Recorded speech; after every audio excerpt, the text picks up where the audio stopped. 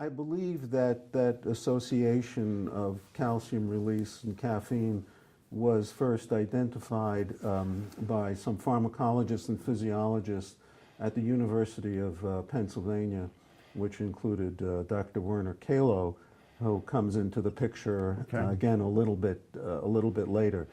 So now you had this surprising compound that you identified as being the site of action being within the muscle itself. And what was the next step? What was the next step that you did now that you had this unique property? And you know, how did it get connected with a disorder?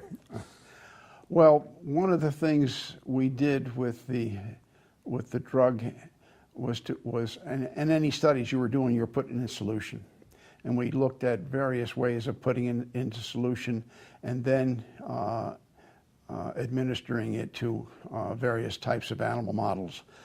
And the effect of the drug was unique in that it produced muscle relaxation, but it didn't abolish respiration. And therefore, we started to look at ways of using that, I'll call it, the various types of muscle relaxation that were produced by this intravenous administration of Dantrium suggested that it had potential utility as a veterinary muscle relaxant because you could produce muscle relaxation in the field without the availability of a respiratory function.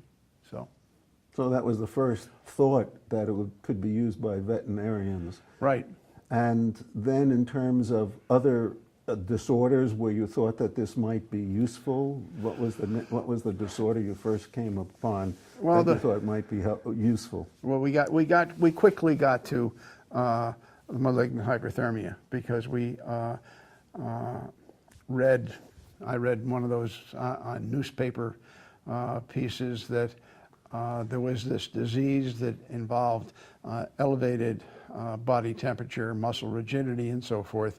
And those were the exact things that Dantrium IV was producing a reversal of, and therefore suggested that it could be useful as a treatment for this particular condition. And when we pulled that stuff together, I wrote to a number of people, I think 3 or 4, that had published information on the condition of this elevated body temperature, muscle rigidity, and so forth, and all of which would have been explained by the inhibition of calcium release. So wrote to the people, asked for help in getting a hold of the pig animals to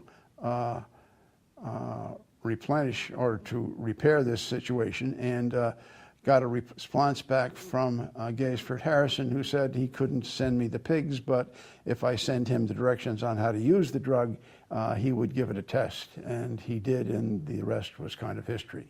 So Gaysford Harrison was an anesthesiologist in South Africa. That's why he couldn't send you the pigs. Right, yes. And actually, the American Society of Anesthesiologists has a series of interviews with well-known people in the field called the Living Library, and there is an interview with Gaysford Harrison about his interest in malignant hyperthermia in the animals, and he describes in vivid detail how he had tried so many different compounds and it didn't work, and then when this compound, Dantrium, came along, it was like a miraculous drug that seemed to resolve the problem.